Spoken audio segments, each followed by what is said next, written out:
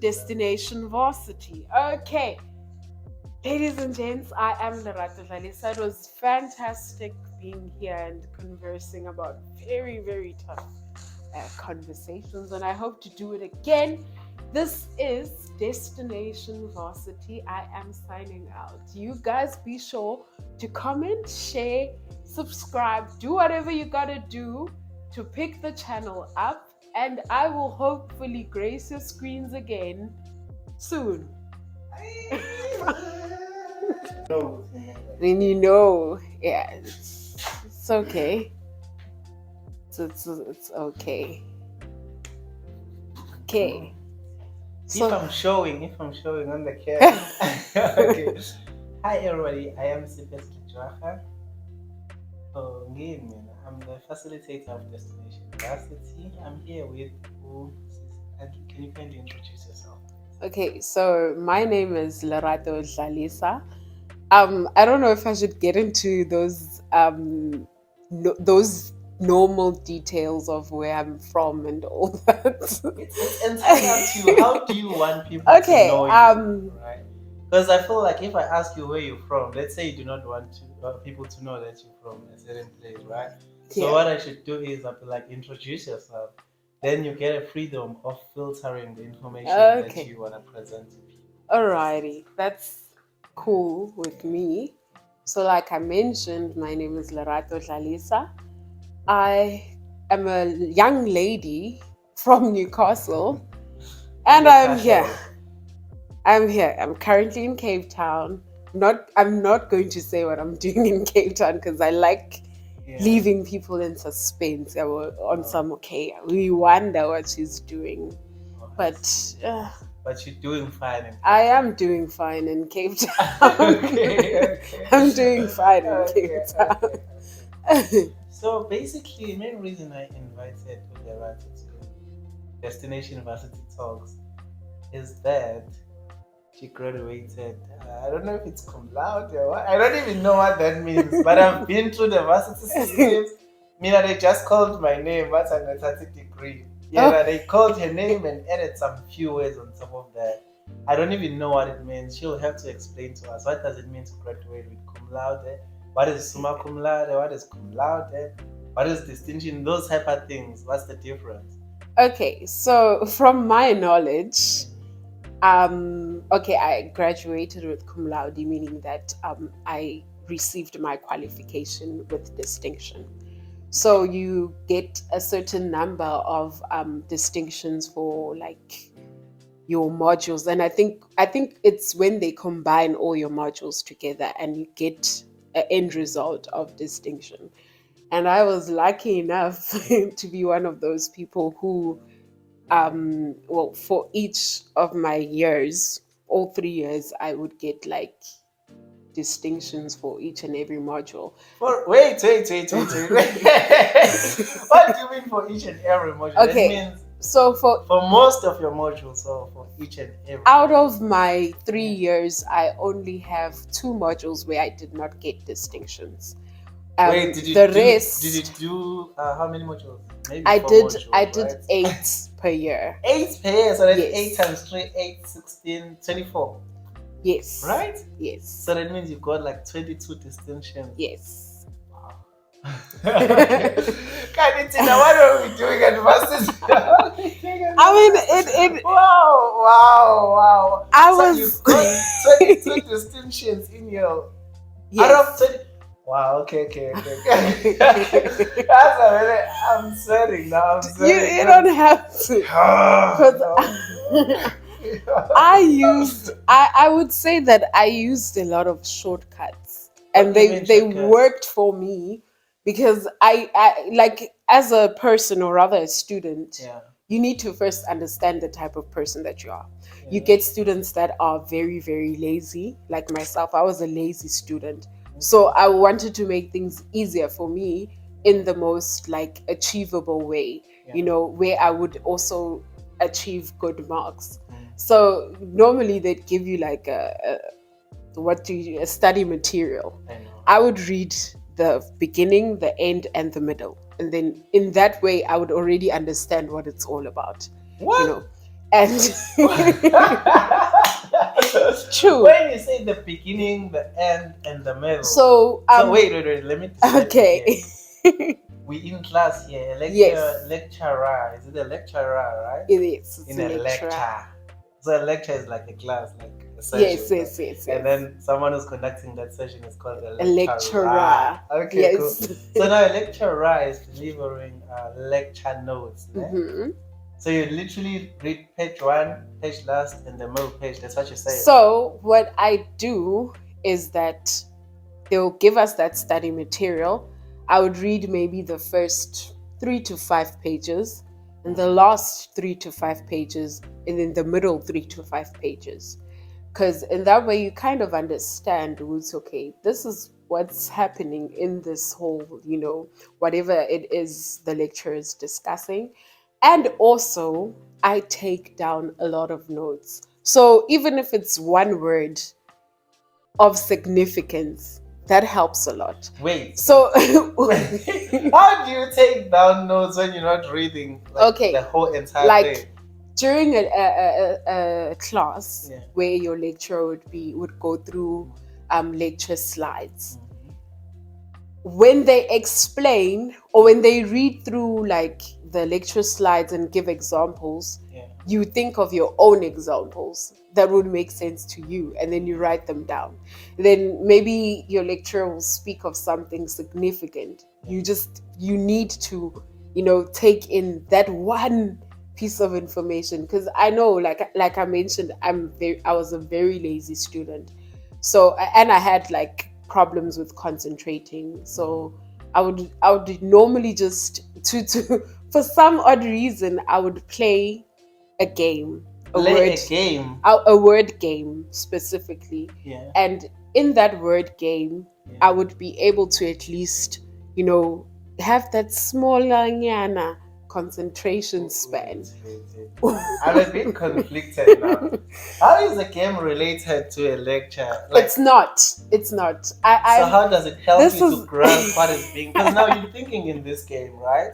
Yes. You have to, because now it builds up your focus. So now I'm focusing on finding this word, and then the lecturer is speaking, and then she says maybe this one thing, for example, maybe an important word or an important sentence. You make sure that you catch that sentence and you write it down. And that's how I got through most of my modules. Also, additional research. My own research, which is something that most people don't like doing, but I do a lot of research, and that is what helped me. That is what helped me the most, Okay. So, you read the first chapter, last chapter, the middle chapter. You play games in class. No. I'm not. I'm trying to get. I am not. To this distinction. So I do not want to encourage playing games. Just find a something that would help you to concentrate. So my point was there. It was not in the sense of maybe telling you, encouraging that, guys, when you're in class, play games. No, do not play games in class. For what it's worth, just find something that will act as a focus mechanism or a concentration mechanism, for that matter. Something that will help you pick up the important information. And I mean, if your instinct tells you, Guti, this particular piece of information is important, it is definitely important. You're literally sparking some curiosity in my mind. All right. So you're saying be able to extract relevant information from what the lecturer is delivering, right? Yes. So that means a lecturer can speak, I don't want to say nonsense, but irrelevant things. They don't speak nonsense, but you should remember that for assignments and exams and tests, we get specific questions, right? And for those questions, not all the information that is discussed is actually important. Some of the information discussed is just to add context, to create a sense of like to create how can I put this, like more visuals, more context and more understanding. So it's to paint a bigger picture, and getting into detail about particular things. But if you are able to pick up the important lines, because they're going to want you to discuss the important facts. They don't care about the extra stuff that is included. They want you to just discuss isn't and that's I see. So that means when you are assignment and exam oriented individual, right?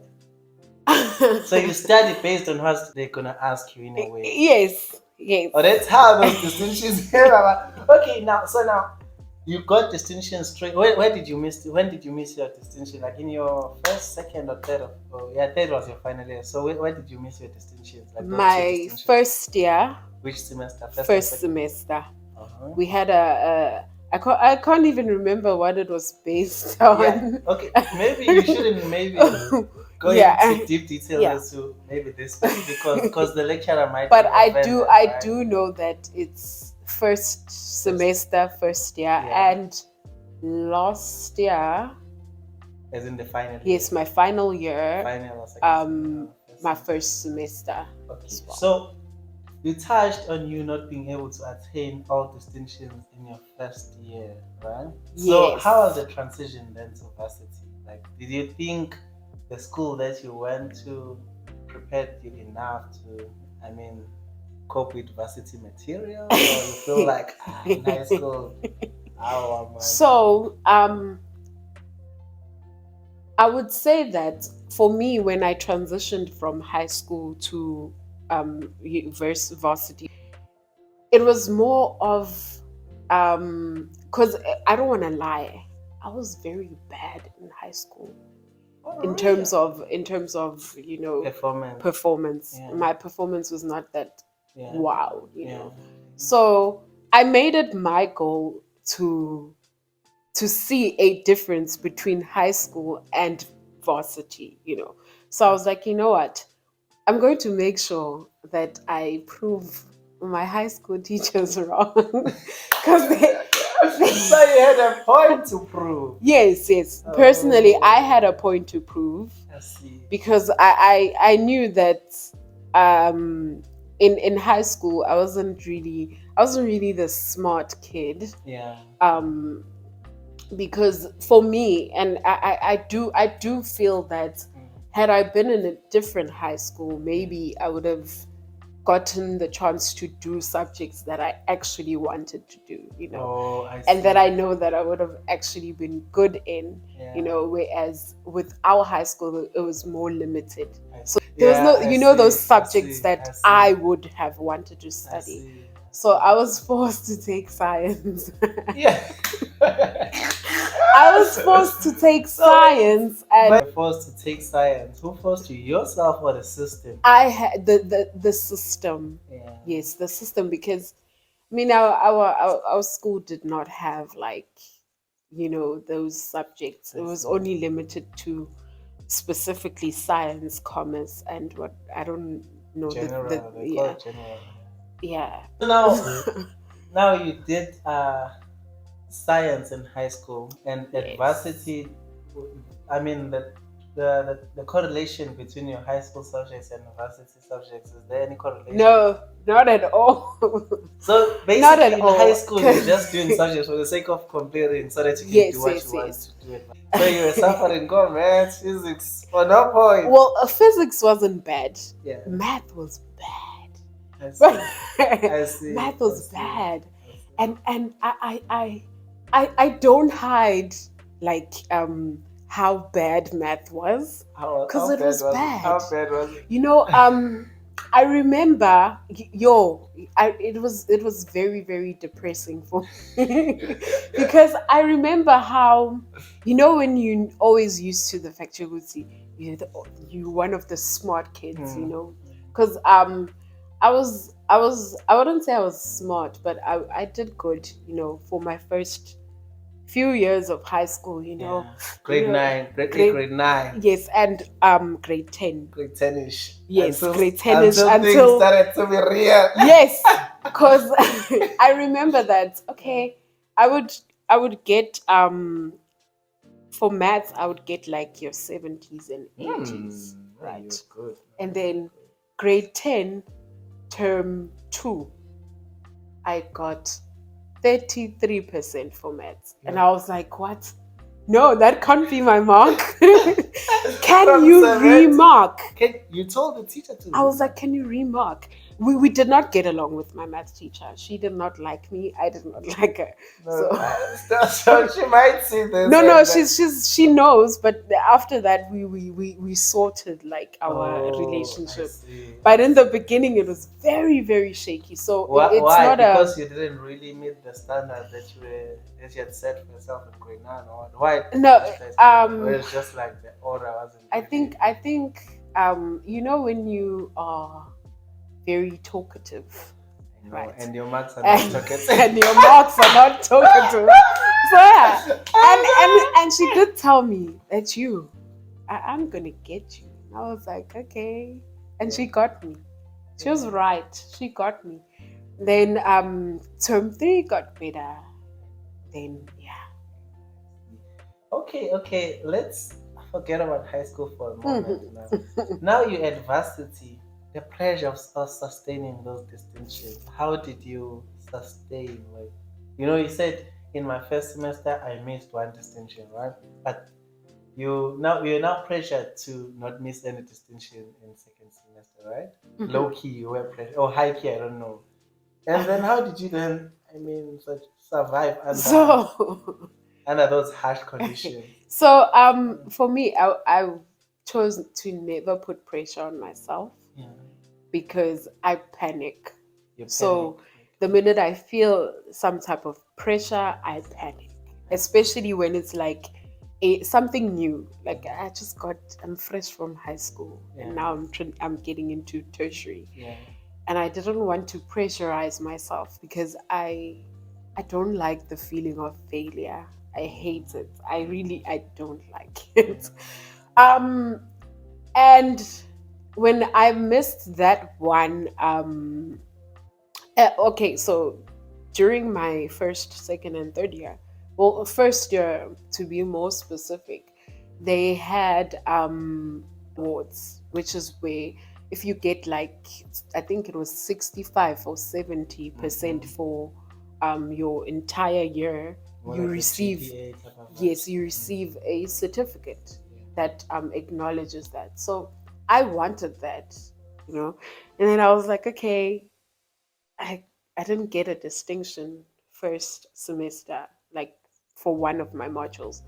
So wait, so that star award was based on the average, right? It was based on the average. So I was like, okay, I should not allow like my furthest, the second semester and other modules to be at that level, I enjoy conducting research.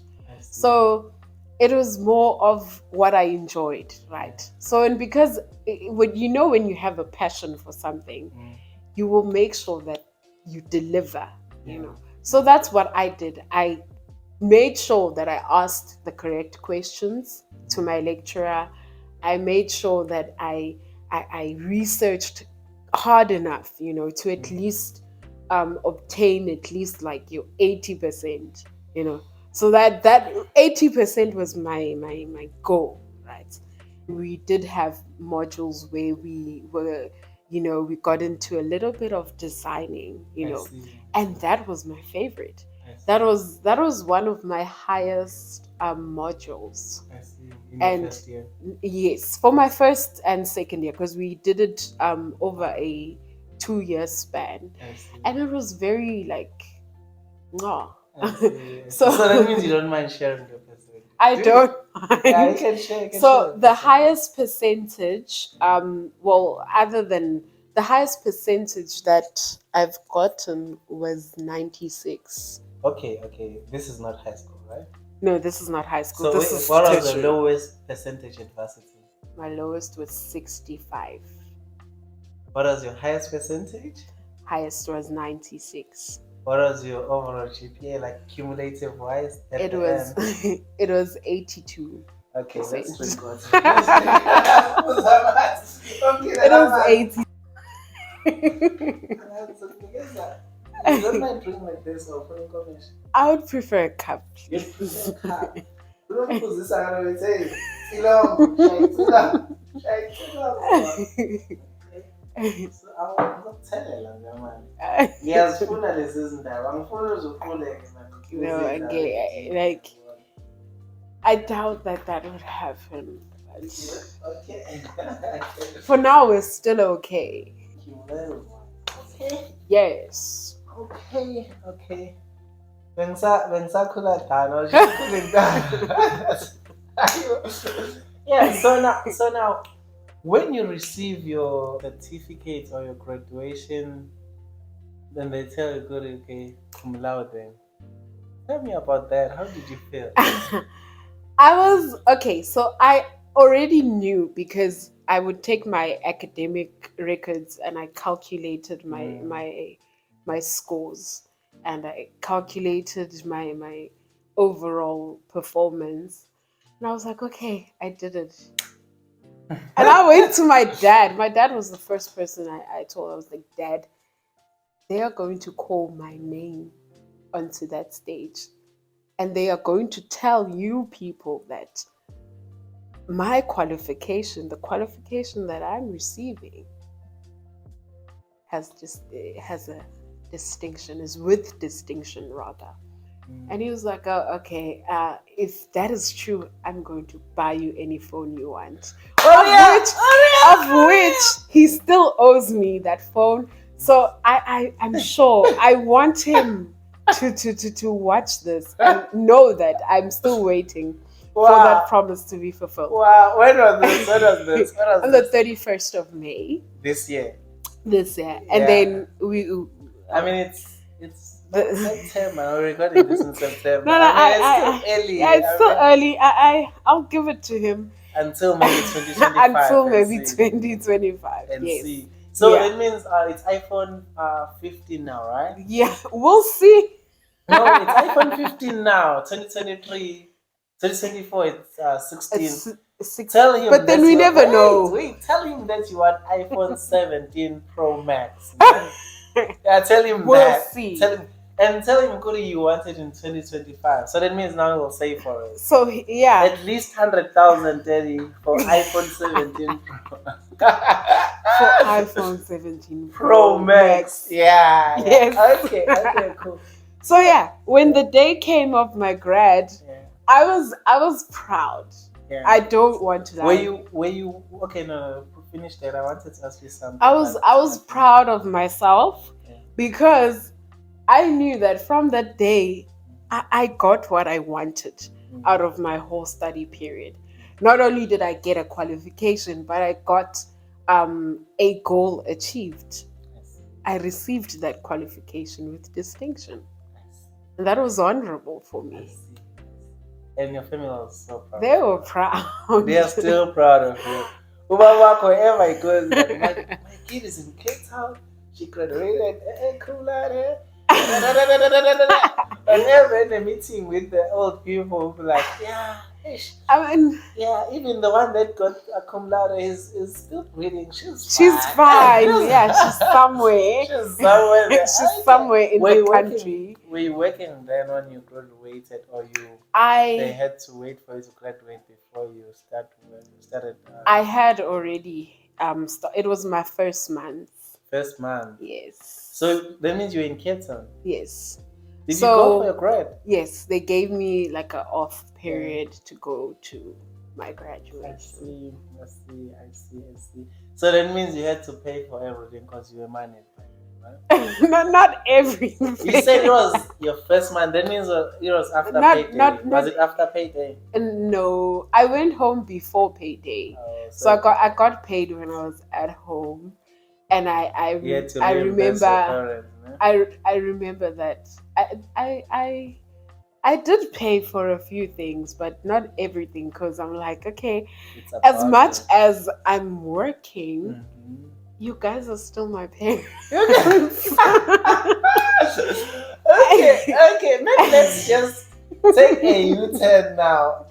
What with ladies, generally in African families, they say, as a boy child, you should say, we're taking a U-turn now. Like Okay. a sharp curve. We're taking a sharp curve. Okay. Right. So they say in African families, as a boy child, you should grow up so that you can take care of maybe the family in a way. But see, our sis will get married and leave the house. So you guys should make it a responsibility that this family is stable and everything. So now in a case where a girl child is working,